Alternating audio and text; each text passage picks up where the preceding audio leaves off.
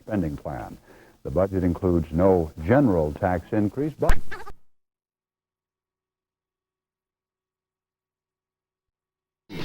Jane Fonda and Kim Basinger. And what is a swastika doing on one of your children's favorite puzzles?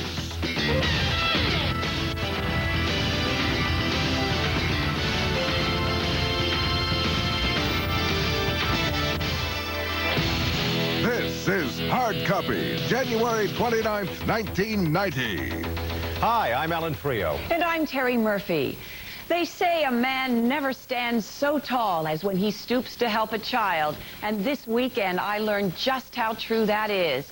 Life dealt a cruel blow to young David Rothenberg. You remember David. He's the boy who was horribly burned 6 years ago when his father deliberately set him on fire. When David's father was paroled from prison last week, David once again became the focus of media attention. The reporters questioned David over and over about his feelings toward his father, sometimes seeming to forget that they were talking to a 13-year-old who just wants to put the past behind him, if only everyone would let him. So after the shouts of all the other reporters died down, Hard Copy asked David one more question. If you could meet anybody in the world, who would it be? David didn't hesitate for a second.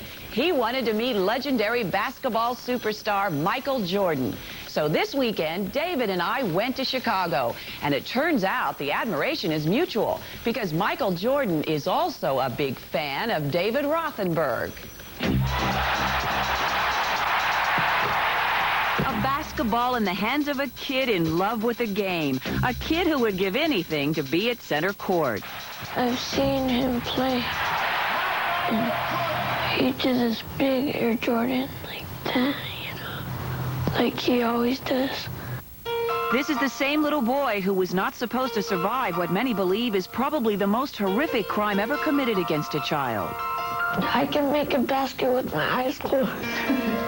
But today, David is most preoccupied with his love for basketball and this growth chart, a life-size poster of his idol, Michael Jordan. When I get out of high school, I want to get a basketball scholarship to one of the universities.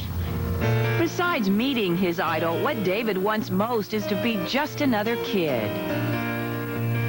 6 years ago, this was David Rothenberg, a happy 7-year-old who loved sports, but like any kid, loved his dad more. One weekend in 1983, his father said they were going to Disneyland, but instead took David to this motel. Just before midnight on the night of March 3rd, Charles Rothenberg waited for his son to fall asleep.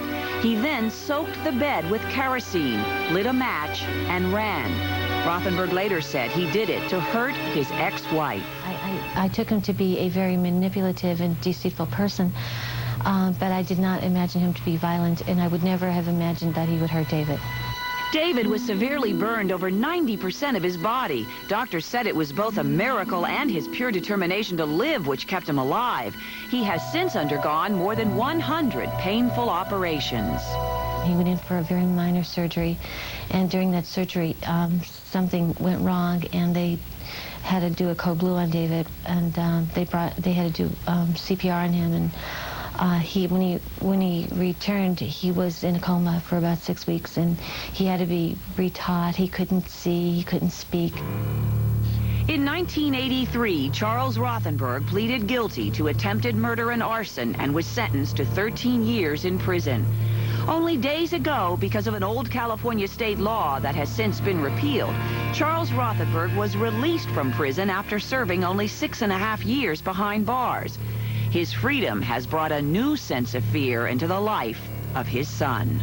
Charles doesn't understand very well. He still thinks I want to see him. So, you know, I keep on having to, like, do this because he doesn't understand that, you know, I don't consider him as dad anymore. It's so hard to imagine the pain and suffering David has endured. So when Hard Copy learned that David had a long-standing wish to meet his idol, Michael Jordan, we contacted the Michael Jordan Foundation, who became just as excited as we were about making this young boy's world just a bit brighter. On the the flight from L.A. to Chicago, about the only things David talked about were basketball and Michael Jordan. Once we landed, David was ecstatic, and for the first time I saw signs of a smile breaking out all over his face. Upon arrival at the hotel, David rushed ahead, not knowing that a surprise was waiting in his room. Look at this. Oh, he signed it and everything. Look at all this stuff. Is this the poster you have at home? No. Is that one to play with or to kind of put on the shelf? Oh, look, they made this. Oh, look. Dear David, welcome to Chicago. I hope you had an enjoyable flight and are getting ready to have a great time at the game. I hear that you're a big fan of mine of the Chicago Bulls. I hope you enjoy the enclosed ball. See you tonight. Your friend, Michael Jordan. By now, it was almost game time, but David was not about to leave without his new Air Jordans. Doorman said, Are you Michael Jordan's friend? we were pretty impressed by that. And finally, the moment he had wished for, he was now face to face with Michael Jordan. I was waiting for you. What took you so long? I don't know. Right? Yeah. You got your shoes on, man. You should have flew with them. Have a seat. Okay. You all right? Yeah. Looking forward to the game? Yeah. All right. Well, we're going to try to do what we can to make your trip worthwhile. We're going to try to win. I hope. Yeah. You going to be cheering for us? Yeah. All right. I'm listening for you. You brought a lot of people here with you today. I don't think I get this much attention. After meeting some of the fellows, Michael gave David one of his own size 13 sneakers. Do you have any idea how happy you've made him?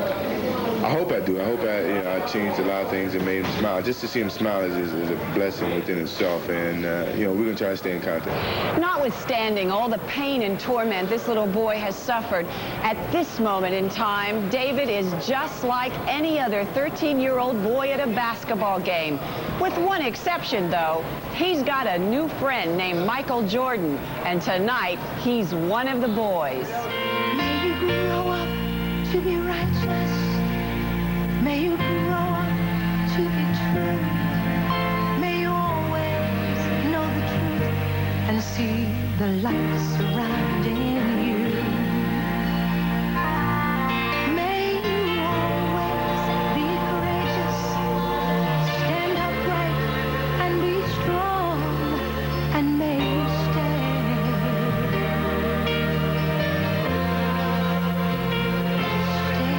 forever young.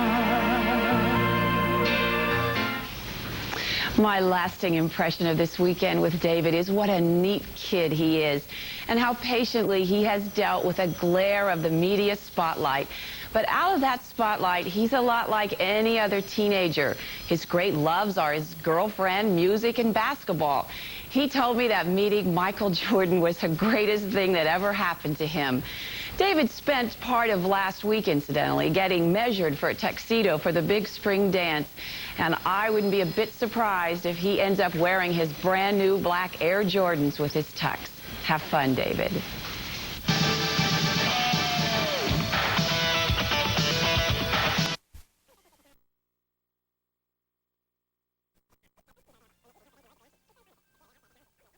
It's after midnight.